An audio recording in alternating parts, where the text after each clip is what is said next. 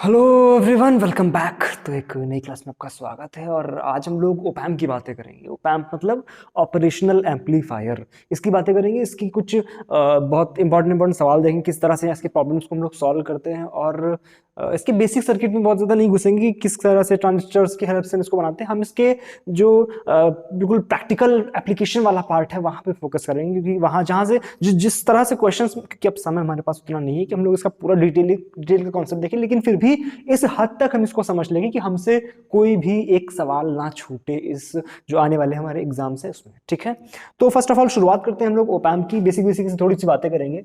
ठीक है, ओपैम्प, अगर आपने पहले इसका नाम नहीं सुना है तो इसको ऑपरेशनल एम्पलीफायर बोलते हैं। इसका जो ओपैम्प का फुल फॉर्म होता है वो होता है ऑपरेशनल एम्पलीफायर। शॉर्ट में इसको हम लोग ओपैम्प बोलते हैं। ठीक है, क्योंकि ऑपरेशनल एम्पलीफायर लिखना बहुत बड़ा हो जाए। ठीक है, समझ जाया करो। ठीक है, तो ओपैम्प होता है। इसका सर्किट कुछ इस तरह का दिखता है। जो बेसिक सर्किट हम बनाते हैं वो कुछ इस तरह का दिखता है। ठीक है, ये इसका बेसिक सर्किट होता है। यहाँ पे हम लोग, ये हमारे इनपुट टर्मिनल्स होते हैं, ये हमारा आउटपुट टर्मिनल्स होता है। यहाँ पे हमें वी आउटपुट होता है। यहाँ पे हम लोग एक्सटर्नल सप्लाई देते हैं इसको। यहाँ पे हम प्लस VCC लगा देते हैं। यहाँ पे माइनस VEE होता है। ये जब हम लोग इसका डिटेलिंग सर्किट देखते हैं तब वहाँ पे बहुत अच्छे से ये चीज़ें बताई जाती हैं, एक्सप्लेन कर दी जाती है। लेकिन हमारे पास अभी इतना समय नहीं है कि हम लोग इसकी डीप में जाए। लेकिन हमारे जो मतलब महत्वपूर्ण बातें हैं वो भी हम लोग आगे करने वाले हैं कि एक्चुअल में है क्या ये सब। ठीक है, प्लस VCC माइनस VEE। ठीक है, जिस तरह से हम लोग ट्रांजिस्टर में देखते हैं कुछ वही एक इसका, जिसमें दो ट्रांजिस्टर्स होते हैं, उनकी हेल्प से ये दो सप्लाई जो होती है वो दी जाती है। यहाँ पे हम लोग इनपुट वोल्टेज देते हैं। ये हमारा एक होता है प्लस टर्मिनल, एक होता है माइनस टर्मिनल। प्लस वाला जो होता है उसको बोलते हैं हम लोग नॉन इन्वर्टिंग टर्मिनल, और जो माइनस वाला होता है उसको बोलते हैं इन्वर्टिंग टर्मिनल। यहाँ पर हम वोल्टेज देते हैं। ठीक है, मान लो यहाँ पर हम V1 दे रहे हैं और यहाँ पर हम V2 दे रहे हैं। ठीक है, ये हमारे पास है non inverting terminal, non inverting terminal, और ये हमारे पास है इन्वर्टिंग टर्मिनल, इनवर्टिंग टर्मिनल। ठीक है, ये होता है हमारे पास inverting and non inverting terminal. ठीक है, यहाँ पे हमें आउटपुट मिलता है। अब वास्तविकता में होता क्या है, इसमें जो भी हमारे पास ट्रांजिस्टर, सॉरी, जो ओपैम्प होता है, इसमें पैरामीटर हमें गिवन होता है। लाइक हमारे पास जो भी सवाल होंगे उसमें इसका एक पैरामीटर होता है जिसको बोलते हैं ओपन लूप गेन। क्या बोलते हैं? Open loop gain. ठीक है, इसको हम AOL से दिखाते हैं, इस तरह से AOL से दिखाते हैं। ये होता है ओपन लूप गेन, और ये जनरली काफी हाई होता है। लेकिन जब भी हम आइडियल ओपैम्प की बात करते हैं, for ideal op-amp, for ideal op-amp, ideal op-amp, for ideal op-amp, open loop gain जो होता है वो इंफिनिटी होता है। ठीक है, मतलब मोस्ट ऑफ द सवाल जो आपको IIT JAM के एग्जाम में जो पूछे जाते हैं उसमें 99% सवाल जो होंगे वो आइडियल ओपैम्प के होते हैं। जब भी आपको आइडियल ओपैम्प दे दिया गया तो इसका मतलब क्या होता है कि जो ओपन लूप गेन होता है वो इन्फिनिटी होता है। यानी जो भी हमें ओपन लूप से गेन मिल रहा होता है वो इन्फिनिटी होता है। इसको हम इस तरह से डिफाइन करते हैं, open loop gain is equal to output voltage. मतलब गेन क्या होता है? Output upon input. इनपुट क्या है हमारे पास? इनपुट वोल्टेज क्या है जो हमारे पास, ये हम टोटल दोनों वोल्टेज यहां पर दे रहे हैं, तो कुल मिला के जो इनका इनपुट वोल्टेज है that is the difference voltage, that is the difference voltage. तो हम इनपुट वोल्टेज के यहां पर डिफरेंस वोल्टेज भी लिख सकते हैं। ठीक है, यहां जो भी दे रहे हैं इनका जो डिफरेंस आएगा वो हमारे पास इनपुट वोल्टेज, क्योंकि एक इन्वर्टिंग है एक नॉन इन्वर्टिंग है, तो इनका डिफरेंस आएगा जो, वही हमारे पास इनपुट वोल्टेज होता है। तो ये हमारे पास हो गया V2 माइनस V1, ये हो गया हमारे पास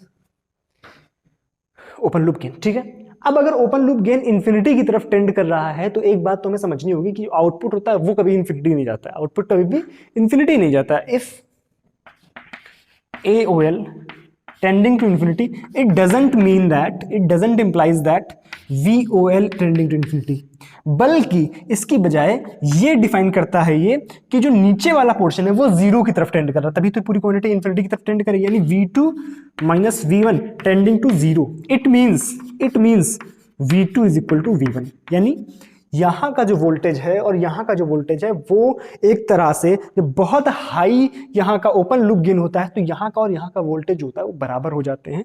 यानी V2 is equal to V1 हो जाता है। यानी कुल मिला के यहाँ दोनों का वोल्टेज जो है वो सेम हो जाता है। इसको हम बोलते हैं कि ये जो दोनों टर्मिनल हैं ये दोनों किसी तरह से वर्चुअली ग्राउंडेड हैं, तभी इनका जो दोनों का जो वोल्टेज है दैट इज इक्वल। ठीक है, तो इसको बोलते हैं कि वर्चुअली ग्राउंडेड। क्या बोलते हैं? Virtually grounded. ठीक है, वर्चुअली ग्राउंडेड इसका मतलब है ये वाले जो दोनों टर्मिनल है ये अंदर से कनेक्ट होके वर्चुअली ग्राउंडेड हो जाते हैं। तो इस तरह से V2 = V1 हो जाता है। मोस्ट ऑफ द सवाल आपके इससे आते हैं कि हमारे पास जो आइडियल ओप एम्प है, अब अगर आइडियल ओप एम्प है तो वहां पर वर्चुअल ग्राउंड कॉन्सेप्ट अप्लाई होता है, लेकिन जो वर्चुअल ग्राउंड कॉन्सेप्ट होता है ये इसमें एक कंडीशन और होती है। वो जो सर्किट होता है, जो भी हम ओप एम्प का सर्किट बनाया हुआ है, कुछ इस तरह का दिखता नहीं है। वो जो एक्चुअल सर्किट होता है वो कुछ इस तरह का दिखता है। किस तरह का दिखता है? लाइक यहाँ मान लो रजिस्टर लगा हुआ है, ठीक है, यहाँ V1 है, यहाँ V2 है, ठीक है, ये प्लस ये माइनस, ये कुछ इस तरह का भी यहाँ पे प्लस VC माइनस VC लगा दो। ठीक है, ये एक यहाँ पे फीडबैक सर्किट लगा हुआ होता है। ये क्या हमारे पास? फीडबैक सर्किट, और वो भी किस तरह का? Negative feedback. किस तरह का? Negative feedback. तो जो वर्चुअल ग्राउंड कॉन्सेप्ट होता है वो तभी अप्लाई होगा जबकि हमारे पास इस तरह का हमारे पास सर्किट दिया होगा जो कि निगेटिव फीडबैक सर्किट होगा। यानी वर्चुअल ग्राउंड कॉन्सेप्ट जो है ये तभी अप्लाई होगा, only applicable for negative feedback circuit. Negative feedback circuit, negative feedback circuit के लिए ही अप्लाई होता है।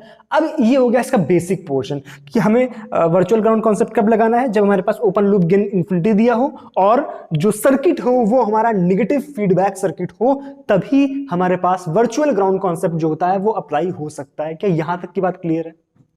अब इस पे किस किस तरह किसके एप्लीकेशंस होते हैं, क्या क्या इस पे हम लोग कॉन्सेप्ट्स और इसमें ऐड कर सकते हैं। मान लो हम यहाँ पे मैंने बताया कि एक हमारे पास इन्वर्टिंग टर्मिनल है, एक नॉन इन्वर्टिंग टर्मिनल। अब मान लो हम वोल्टेज केवल नॉन इन्वर्टिंग पे दे रहे हैं या मान लो हम सिर्फ इन्वर्टिंग पे दे रहे हैं, तो किस किस तरह से उनको हम हैंडल करेंगे उस सर्किट की बात करते हैं। कि मान लो पहले हम बात कर लेते हैं कि तो अगर हम सिर्फ इन्वर्टिंग टर्मिनल की बात करें कि हमने वोल्टेज जो दिया है वो सिर्फ इन्वर्टिंग टर्मिनल पे दिया है, ठीक है, उसकी बातें करते हैं थोड़ी सी।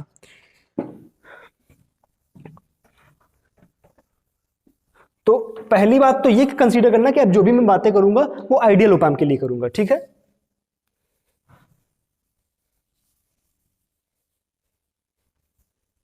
जब भी मैं प्रैक्टिकल की बात करूंगा तो उसमें आपको ओपन लूप गेन जो होगा ना वो बताऊंगा कि इतना है, ठीक है, वो आपको डिफाइन करके दूंगा। अगर नहीं कर रहा हूं इसका मतलब वो आइडियल में कंसीडर करके चल रहा हूं। तो या मैं लिख भी देता हूं आइडियल इन्वर्टिंग ओप एम्प, ठीक है, आइडियल इन्वर्टिंग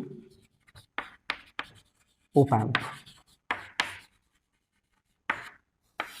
ठीक है। आइडियल इन्वर्टिंग ओप एम्प जो होता है उसको बनाते हैं सिंपल सा, ये हमारे पास माइनस ये प्लस, ठीक है। मतलब जो हम जो हमारे पास इन्वर्टिंग है इसका मतलब क्या, हम निगेटिव वाले पे वोल्टेज देंगे, ठीक है। यहाँ पे एक रेसिस्टेंस लगा होता है,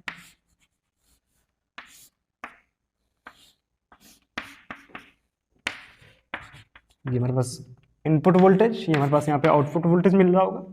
ये मान लो हमने आर दे दिया, ये आर एफ हो गया, ठीक है। तो ये हो गया हमारे पास एक, मैं बार बार वो VCC यहाँ पर जो और VE है उसको नहीं दिखाऊंगा, वो मैंने मान लिया कि यहाँ पर पहले से ही है, ठीक है, वो मैं बार बार दिखाऊंगा नहीं हर सर्किट में, ठीक है। आपको भी जो दिया होगा वो इसी तरह से दिया होगा सवालों में, ठीक है। तो ये हमारे पास आर, ये आर एफ, ये VI, ठीक है, हमें इतना पता है। अब हमें करना क्या है, सिंपल सी बात कि वर्चुअल ग्राउंड कॉन्सेप्ट क्या होता है कि जो इंटरनल वाले टर्मिनल्स होते हैं, ये टर्मिनल्स होते हैं इंटरनली कनेक्टेड होते हैं और इनका वोल्टेज जो होता है सेम होता है। यानी यहाँ पर अगर ये ग्राउंड से कनेक्टेड है इसका मतलब इसका वोल्टेज क्या है, जीरो। अगर इसका वोल्टेज जीरो है तो यहाँ पे वोल्टेज कितना होगा, जीरो, ठीक है। ये बात ध्यान रखना है कि वो किस तरह से हमें देखना है कि यहाँ पे वोल्टेज किस तरह से यहाँ पे हमें शिफ्ट कराना है, यहाँ से यहाँ तक किस तरह से हमें इसकी समानता देखनी है, ठीक है। यहाँ पर जीरो तो यहाँ पर भी जीरो। अब हमें करना क्या है, यहाँ पर इस वाले पॉइंट पर हमें किरचॉफ लॉ लगा देना है, ठीक है। जो KVL इक्वेशन होती है उसको लिखेंगे, ठीक है, KVL, ठीक है, KVL इस वाले पॉइंट पे लिखेंगे। तो हम वोल्टेज की इक्वेशन है तो किस तरह से लिखेंगे, 0 - VI अपॉन R प्लस 0, यहाँ पे V0 है, ठीक है, यहाँ पे V0 तो यहाँ पे V0, ठीक है। तो 0 - V0 बाई RF, क्या करेक्ट लिखा हुआ है, 0 - VI अपॉन R, ये यहाँ का हो गया करंट, प्लस ये मैंने KVL क्या, ये तो KCL इक्वेशन हो गई ना, ये तो KCL इक्वेशन हो गई, तो यहाँ पे KCL लिख लेता हूँ क्योंकि मैंने करंट की इक्वेशंस लिखी हैं, वोल्टेज की नहीं, ठीक है। तो KCL इक्वेशन हो गई, तो यहाँ पे 0 - V0 अपॉन RF, ठीक है, is equal to total current कितनी होती है, 0। क्या करेक्ट लिखा मैंने, हमें चाहिए क्या, हमें चाहिए क्या, V naught by V I. हमेशा हम क्या कैलकुलेट करने की कोशिश करते हैं, V naught by V naught हम कैलकुलेट करने की कोशिश करते हैं, ठीक है। तो हम यहाँ जनरली हम वी नॉट बाई वी आई निकालने की कोशिश करेंगे यहाँ पर। तो हमारे पास क्या जाएगा यहाँ से, देखो उसको यहाँ जीरो हो गया, जीरो हो गया, क्या हो गया, V naught by V I is equal to minus R F by R, minus R F by R, क्या यही है आपका, minus R F by R. यहां से हमें देखना क्या है कि किस तरह से फर्स्ट ऑफ ऑल हम सर्किट को हैंडल करते हैं, किस तरह से हम किरचॉफ करंट लॉ जो होता है यहाँ पर हम लगाते हैं, किस तरह से केवीएल इक्वेशन हम यहाँ पे अप्लाई किए, और उसके बाद केवीएल इक्वेशन को सॉल्व करके हम आउटपुट वोल्टेज को बहुत आसानी से, हमें अगर गिवन वोल्टेज वी आई होगा तो हम आउटपुट वोल्टेज बहुत आसानी से निकाल लें। दूसरा जो नोटेबल पॉइंट है वो ये है कि हमने आइडियल इन्वर्टिंग ओप एम्प लिया था, और इन्वर्टिंग ओप एम्प का मतलब क्या होता है कि ये जो हमारे पास सिग्नल होता है उसको इन्वर्ट कर देता है, यानी 180 डिग्री की फेज में ले आता है उसको, तो 180 डिग्री का फ्लिप कर देता है ये, 180 डिग्री फ्लिप। अब अगर इसने 180 डिग्री फ्लिप कर दिया, इसका मतलब क्या है कि अब जो हमें आउटपुट मिलेगा वो आउट ऑफ फेज होगा जो हमारे पास इनपुट वोल्टेज होगा। तो ध्यान से देखो, ये माइनस साइन इसी वजह से आ रहा है, क्योंकि जो माइनस साइन है ये बता रहा है कि जो आउटपुट वोल्टेज होगा वो इनपुट से 180 डिग्री फेज डिफरेंस में होगा। क्या यहां तक बात क्लियर है? ये होता है हमारे पास output, sorry, ideal inverting op amp, ठीक है। इस पे कई सवाल भी आए हुए हैं, ठीक है। अब पहले मैं बाकी कॉन्सेप्ट्स की बातें कर लेता हूँ, या मैं एक सवाल भी करा सकता हूँ, इस पर कोई बहुत बड़ी बात नहीं है कि हम लोग सिंपल सा एक आइडियल ओप एम्प या आइडियल इन्वर्टिंग ओप एम्प इस तरह से बना ले, ठीक है। इस तरह से बनाया, मान लो यहाँ पे हमने इसको ग्राउंडेड कर दिया, यहाँ पे हमने कुछ 10 वोल्ट लगा दिया, यहाँ पास 10 किलो ओम है, 10 किलो ओम ये दे दिया, ठीक है। यहाँ पे हमने 1 किलो ओम दे दिया, यहाँ पे हमने वी नॉट हमें निकालना है। तो अब सिंपल से आप क्या करोगे, सिंपल से केवीएल इक्वेशन आप देखो, सॉरी केसीएल इक्वेशन लगाओगे। एक काम आप डायरेक्टली ये भी कर सकते हो कि मतलब आप इस फॉर्मूले को याद कर सकते हो कि अगर इन्वर्टिंग ओप एम्प दिया हुआ है तो हम डायरेक्टली, बट मैं जनरली प्रेफर नहीं करता हूँ, क्योंकि आपको फॉर्मूला याद रखना ना, मतलब यहाँ पे कितना ही टाइम लगता है आपको, केसीएल इक्वेशन ही तो लिखनी है, तो हर जगह आप क्या करो, प्रेफर करो केसीएल इक्वेशन लगाओ, क्योंकि फॉर्मूले में आप इधर उधर कर सकते हो। जहां पे फॉर्मूले की जरूरत होती है, लाइक बड़ा सा हमें कैलकुलेशन करना है, वहां पे आप फॉर्मूले अप्लाई करो। बट जहां पे हमसे इजीली हो पा रहा है कि हम सिंपल से एक लाइन में 10 सेकंड में हम फटाक से कैलकुलेशन कर लिए, वहां पे कोशिश करो कि आप फॉर्मूले की बजाय आप बेसिक कॉन्सेप्ट्स को अप्लाई करो, ठीक है। तो अब यहाँ पे जनरली केवीएल इक्वेशन को जब लगाओगे तो केवीएल इक्वेशन से, सॉरी केसीएल इक्वेशन, केवीएल को निकल रहा है क्योंकि, चलो ठीक है, केसीएल इक्वेशन जब लगाओगे तो हमारे पास क्या आ जाएगा, यहाँ पे 0 तो यहाँ पे भी 0 हो गया, 0 माइनस 10/10 किलो ओम, ठीक है, plus 0 minus V naught upon 1 kilo ohm is equal to 0। यहां से क्या हम सिंपली वी नॉट की वैल्यू लिख सकते हैं आराम से, आ गया हमारे पास आंसर खत्म। इस तरह से इन सवालों को, ये कुछ इस तरह का सेम क्वेश्चन, यही जो था ये आईआईटी जैम 2014 का क्वेश्चन है। किसका? आईआईटी जैम 2014 में कुछ इस तरह का सवाल आया हुआ था। एग्जैक्ट सवाल कुछ इसी तरह का था, यहाँ पे 10 वोल्ट ही दिया हुआ था, और सर्किट भी कुछ इस तरह का था, बट आंसर उसमें शायद वी नॉट पूछा था या कुछ इस तरह का ही पूछा था उसमें, तो कुछ इस तरह का आंसर इसमें आ रहा है, ठीक है। सिंपल से हमने एक सवाल किया। अब दूसरी अगर हम बात करें कि हमारे पास जो ideal non inverting op amp होता है, जो ideal non inverting op amp होता है, ठीक है, तो मैं बहुत ज्यादा यहाँ पे करेक्शन दोबारा पूरा नहीं लिखूंगा, मैं सीधे इसी में करेक्ट कर देता हूँ, ideal non inverting op amp, ठीक है। तो नॉन इन्वर्टिंग होगा तो हमारे पास सिग्नल जो जा रहा होगा, वो हमारे पास प्लस वाले टर्मिनल पे जाएगा, ठीक है। तो यहाँ पे VI जा रहा है, ठीक है, और ये हमारा इस बार ग्राउंड से कनेक्टेड है, ठीक। अब इसमें हम फिर से क्या करेंगे, केसीएल इक्वेशन लिखेंगे। अगर हम यहाँ पे केसीएल इक्वेशन सिंपली लिखेंगे, तो ध्यान से वो कैसे पहले करेंगे। फर्स्ट ऑफ ऑल हमें वर्चुअल ग्राउंड कॉन्सेप्ट से देखना है कि हो क्या रहा है एग्जैक्ट। यहाँ पे अगर VI वोल्टेज है तो यहाँ पे भी कितना होगा, VI होगा, ठीक है। अब लगाओ यहाँ पे केसीएल इक्वेशन। जब हम केसीएल इक्वेशन लगाएंगे तो क्या करेंगे, VI यहाँ पे कितना 0, तो VI माइनस 0/R। और एक चीज हमें ध्यान रखना कि यहाँ पे मैंने अक्सर देखा हुआ है, जब मैं प्रिपरेशन कर रहा था तो एक इसी तरह का सवाल था जहाँ पे जनरली लोग जो प्रेफर करते हैं उसमें कुछ गलतियां होती हैं। मतलब गलतियां क्या होती है कि जनरली लोग यहाँ पे जो केवीएल इक्वेशन होती है या जो केसीएल इक्वेशन जो होती हैं उसमें गलती करते हैं, क्योंकि कहाँ पे हमें कहाँ से कहाँ तक का घटा के किसको अपॉन में लाना है, वो चीजें बहुत इंपॉर्टेंट होती है। तो आप जिस पॉइंट पे केसीएल इक्वेशन लगा रहे हो उसी पॉइंट से आप जो डिफरेंस वोल्टेज है उसको लो, यानी यहाँ पे हमें लगाना है तो यहाँ वाला वोल्टेज दिया माइनस ये अपॉन आर, प्लस इसी को हमने पहले रखा VI माइनस जो दूसरा वोल्टेज है V नॉट अपॉन RF। तो इस तरह से करना है हमेशा, तभी जो है आपका जो आंसर है वो करेक्ट आएगा। क्योंकि बहुत एक बार आपने ये किया, इससे माइनस ये कर दिया, दोबारा हमने ये माइनस ये कर दिया, तो उससे आंसर गलत हो जाएगा, ठीक है, इज इक्वल टू 0। क्योंकि ये जो इक्वेशन होती है ये करंट्स की डायरेक्शन को भी इंक्लूड करती है। और अगर आपने यहाँ से यहाँ घटाने की जगह यहाँ से यहाँ घटा दिया ना तो उसमें डायरेक्शन फ्लिप हो जाती है, और डायरेक्शन फ्लिप होने से बहुत चीज़ें दिक्कत हो जाती है। ठीक है, इसको आप सॉल्व करोगे तो कितना आएगा यहाँ से V I minus V naught, ठीक है, इतना आ रहा है हमारे पास। तो ये हमारे पास बन जाएगा V I by R plus V I by V, यहाँ से इसको सॉल्व करो तो आ जाएगा V naught by V I is equal to, इसको आप सॉल्व करोगे देखो यहाँ से V I by R plus V I by R F minus V naught by R F. ठीक है, यहाँ से वी आई हमने कॉमन लिया तो ये बचेगा R F plus R by R R F, R R F is equal to V I by R F. ठीक है, एक आर एफ से एक आर एफ का आंसर हो जाएगा, तो वी नॉट बाई वी, क्या क्या मैंने यहाँ पे वी नॉट है, यहाँ पे ये वी नॉट, हाँ ये वी नॉट है तो ये भी वी नॉट है, तो यहाँ पे आ गया हमारे पास V naught by V I is equal to R by क्या मैं करेक्ट कर रहा हूँ, नहीं R F plus R by R F plus R by R, यानी हमारे पास क्या आ गया 1 plus R F by R. ये होता है हमारे पास नॉन इन्वर्टिंग ओपैम्प के लिए गेन। ठीक है, या हम सिंपल आउटपुट वोल्टेज लिख सकते हैं, तो आउटपुट वोल्टेज कितना आ जाएगा 1 plus R F by R into V I. ठीक है, इसको यहाँ से हटा के आप यहाँ भी लिख सकते हो, सिंपल हमारे पास। और एक चीज आप देख रहे होगे कि चूंकि मैंने बोला था नॉन इन्वर्टिंग ओपैम्प है, तो इसका ये भी मतलब है यहाँ पे कोई माइनस साइन नहीं आ रहा, और माइनस साइन नहीं आ रहा यानी सिग्नल को फ्लिप नहीं कर रहा है, यानी जीरो फेज डिफरेंस यहाँ पर आ रहा है। कितना phase difference? Zero phase difference.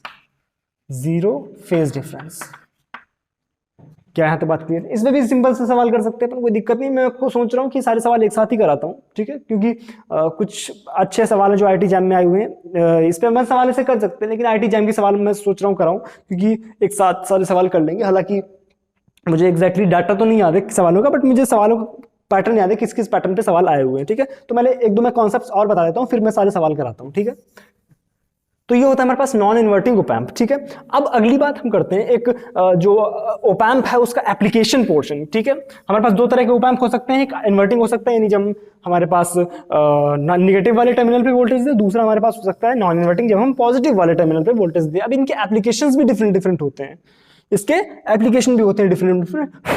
Like हमारे पास जो एक पहला एप्लीकेशन होता है वो होता है समिंग एम्पलीफायर, जिसको बोलते हैं समिंग एम्पलीफायर। क्या बोलते हैं? Summing amplifier.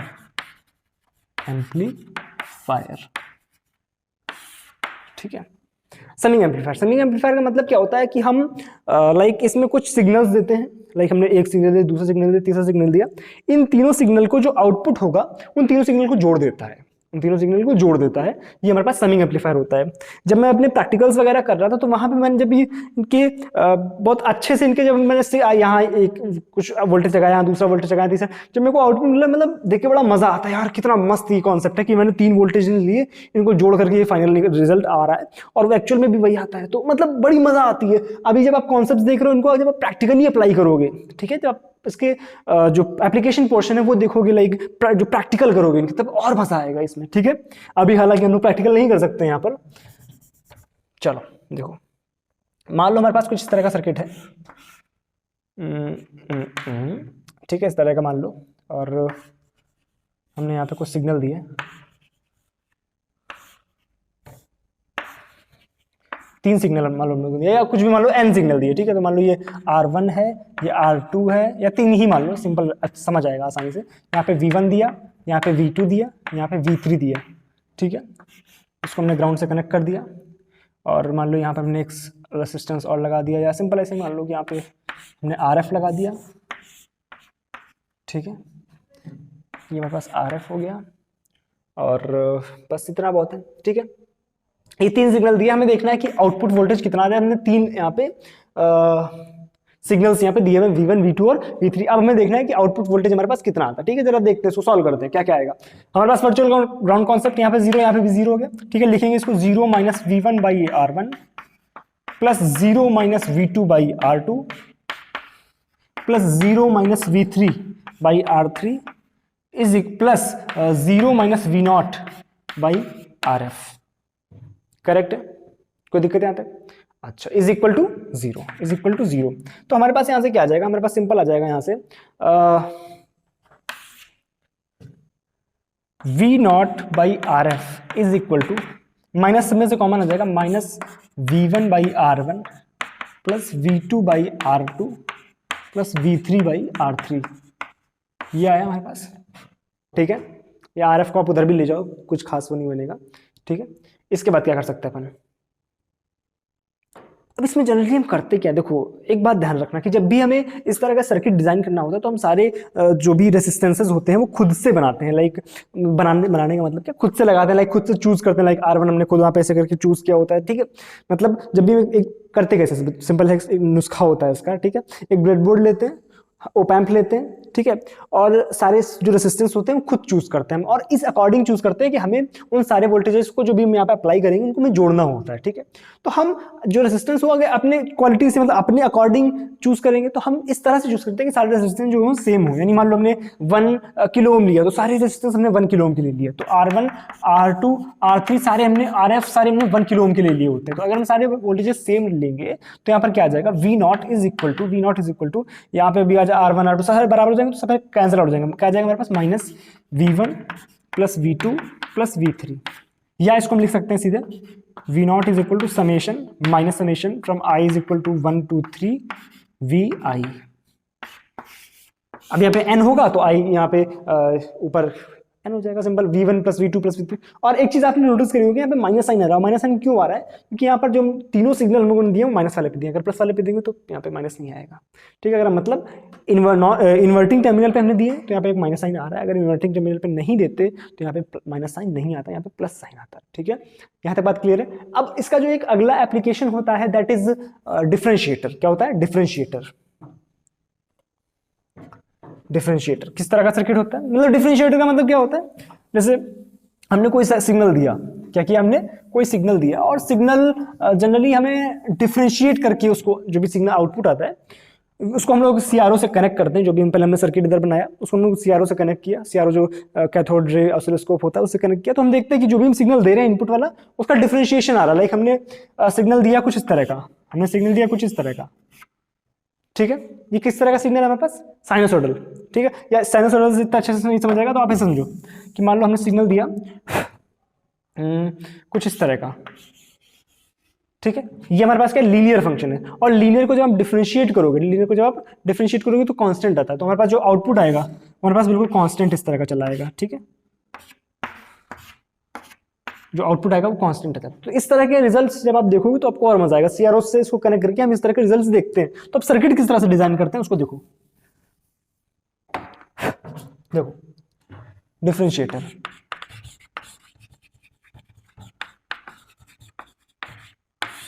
डिफरेंशिएटर किस तरह का सर्किट होता है, माइनस प्लस। ठीक है, यहाँ पे हमने एक रेसिस्टेंस लगाया, एक हमने इसको यहाँ पे डिफरेंशिएटर है तो यहाँ पर हम पहले कैपेसिटेंस लगाते हैं, फिर यहाँ पे एक रेसिस्टेंस लिया। ठीक है, इस तरह से हमने इसको बना दिया। ठीक है, यहाँ पे VI दे रहे हैं और यहाँ पर पास V0 है, इधर हमारे पास RF या R मान लो सिंपल। ठीक है, और इधर हमारे पास C कैपेसिटर लगा हो। तो ये एक डिफरेंशिएटर का सर्किट होता है। इससे इस तरह से हम डिजाइन करते हैं हमारे पास कि डिफरेंशिएटर, और ये जो C होता है ये कुछ हम 10 माइक्रोफेरेड या इस तरह माइक्रोफेरेड की रेंज में लेते हैं। ठीक है, तो ये हमने एक डिफरेंशिएटर का सर्किट डिजाइन कर लिया। ओके, अब देखो कि आउटपुट वोल्टेज क्या इनपुट को डिफरेंशिएट कर पा रहा है। चलो देखते हैं। फिर से यहाँ पे ये जीरो, यहाँ पे जीरो हो जाएगा। हमने आइडियल ओप एम्प की बात कर रहे हैं। ठीक है, ये जीरो हो गया तो हम क्या करेंगे, यहाँ पे फिर से KCL इक्वेशन लगाएंगे। KCL इक्वेशन जब लगाएंगे, KCL इक्वेशन जब हमने लगाई यहाँ पर, तो क्या आया, 0 माइनस VI।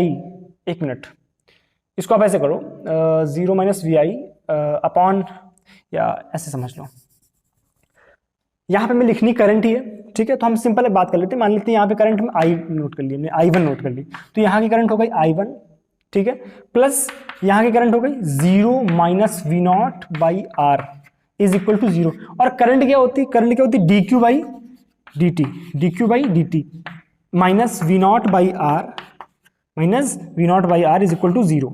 करेक्ट है, कोई दिक्कत है यहाँ तक? ओके ओके ओके ओके, ठीक है। और dq बाई आर मतलब हमने करंट की डायरेक्शन ये मानी थी, dq बाई आई इस डायरेक्शन में है। ठीक है, तो एक्चुअल में यहाँ पे जो करंट की डायरेक्शन है वो होगी किस तरफ से, किस तरफ को। ठीक है, चलो यही मान लिया हमने, यहाँ पे माना इस तरफ, तो हमारे पास क्या आ जाएगा, अभी समझ लेंगे साइन वाइन का जो भी आएगा, V0 by R is equal to dq by dt। यहाँ पे भी साइन वगैरह का देखना पड़ेगा एक बार। Q क्या होता है, Q क्या होता है हमारे पास, CV।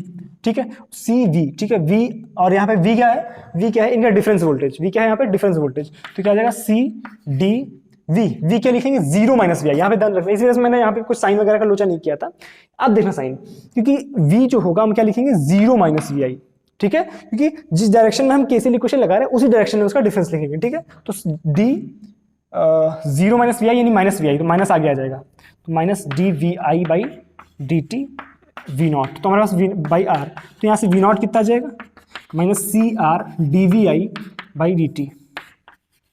ध्यान से देखो, तो जो भी हमने इनपुट वोल्टेज दिया होगा, जो भी हमने इनपुट वोल्टेज दिया होगा उसका डिफरेंशिएशन जब हम करेंगे उसमें कुछ हम मल्टीप्लाई वगैरह करेंगे तो हमारे पास वी नॉट आएगा, और माइनस साइन देखो क्यों, क्योंकि यहाँ पे एक इन्वर्टिंग टर्मिनल लगा हुआ है, इन्वर्टिंग टर्मिनल में सिग्नल दे रहे हैं, इसका मतलब यहाँ पे सिग्नल जो है 180 डिग्री फ्लिप हो जाएगा, तो इस तरह से डिफरेंशिएटर काम करता है, ठीक है। इसी में जो इसका अगला एप्लीकेशन होता है वो होता है किसी भी सिग्नल को इंटीग्रेट करना, इंटीग्रेटर उसको बोलते हैं, क्या बोलते हैं, इंटीग्रेटर बोलते हैं। मैं ज़्यादा तेज पढ़ा रहा हूँ क्या, मैं इस तरह से पढ़ा रहा हूँ कि थोड़ा सा जल्दी कवर हो जाए चीज़ें, ठीक है, क्योंकि इसके क्वेश्चंस भी हमें करने होंगे, शायद आज की क्लास में तो नहीं कर पाएंगे, बाकी की क्लास में ही करेंगे, ठीक है। इंटीग्रेटर, इंटीग्रेटर, मैं जल्दी से कॉन्सेप्ट्स को खत्म करके फटाफट क्वेश्चंस करा दूंगा इसके, क्योंकि क्वेश्चन जो होते हैं बहुत इंपॉर्टेंट, तो क्वेश्चन से ही हमें आइडिया लगेगा एक्चुअल में होता क्या होगा, इनके सवालों को हम हैंडल कैसे करते हैं। मैंने एक सवाल कराया था प्रायोरिटी एग्जाम का, उसी तरह से और कई सवाल है हमारे पास, उनको करेंगे, ठीक है, जो भी प्रीवियस ईयर के क्वेश्चन है वो सारे करेंगे, ठीक है। इंटीग्रेटेड सर्किट देखो, ये माइनस ये प्लस, यहाँ पे हमने क्या किया, एक रेजिस्टेंस लगाया, यहाँ पे हमने कैपेसिटेंस लगा दिया, उल्टा होता है इसमें, जो आर और एफ होता है उसको फ्लिप कर देते हैं हम, इस तरह से सर्किट डिजाइन करते हैं, ठीक है। यहाँ पे हमने वी आई दिया, ये हमारे पास सी है, ये आर है, यहाँ पे वी नॉट है, ठीक है, ठीक है, दिख रहा ना पर, ठीक है। चलो फिर से यहाँ पे ये जीरो, फिर से क्या करेंगे हम, इसमें केसीएल इक्वेशन लगाएंगे, क्या जाएगा 0 minus V I by R plus यहाँ की करंट, यहाँ की करंट कैसे लिखेंगे, यहाँ की करंट जब हम लिखेंगे तो आ जाएगा हमारे पास D Q by D T, ठीक है, D Q by D T, और क्यू क्या होता है सी वी, तो C 0 minus V naught is equal to 0, correct है, समझ आया मैंने क्या किया, क्यू की जगह सी वी लिखा, वी क्या है यहाँ का डिफरेंस, ठीक है, क्या आ जाएगा यहाँ से V I by R is equal to, V I by R is equal to minus C D V naught by D T, ठीक है। इसको जब हम सॉल्व करेंगे तो हमारे पास क्या आ जाएगा, सी को इधर भेज दो, माइनस को इधर भेज दो, क्या आ जाएगा यहाँ से D V naught is equal to minus 1 by R C V I D T, और इसको क्या कर देंगे, इंटीग्रेट कर देंगे। जब इसको इंटीग्रेट करेंगे दोनों तरफ, हमारे पास क्या आ जाएगा, ये हो जाएगा वी नॉट, हमारे पास हो जाएगा V naught is equal to minus 1 by R C integration V I D T. क्या दिख रहा है इधर आपको, एक मिनट में चेक कर लेता हूँ, दिख रहा है नहीं, ठीक है, ओके, एक सेकेंड, ठीक है। तो ये हो गया हमारे पास इंटीग्रेटर का सर्किट, मतलब इसने क्या किया, सिंपल जो भी हमने सिग्नल दिया वी आई उसको इसने इंटीग्रेट करके इस तरह से लिखा दिया, V naught is equal to minus 1 by R C integration of V I D T, बात खल्लास।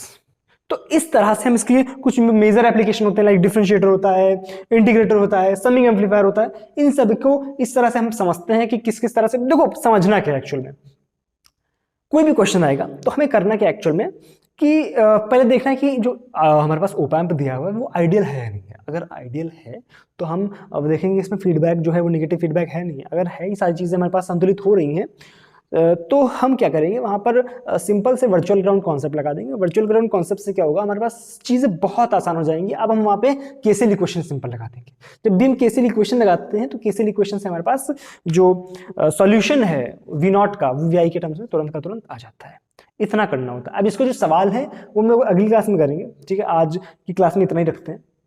सवाल जो है IIT JAM के कुछ PIQs या कुछ और भी जो सवाल होंगे जो अच्छे लगेंगे मेरे को, सवाल आपको कराने लायक, थोड़ा टफ सवाल भी लूँगा मैं, ठीक है। IIT JAM में तो बहुत फुद्दू से सवाल आते हैं, छोटे छोटे सवाल आते हैं, ठीक है। मैं कोशिश करूँगा और अच्छे सवाल आपको कराने की यहाँ पर ट्राई करूँगा कि आपको कॉन्सेप्ट जो है वो आज मैंने क्लियर कराया है। अब एक बार एक काम करना, IIT JAM के जो PIQs है वो उठा के देखना, ठीक है।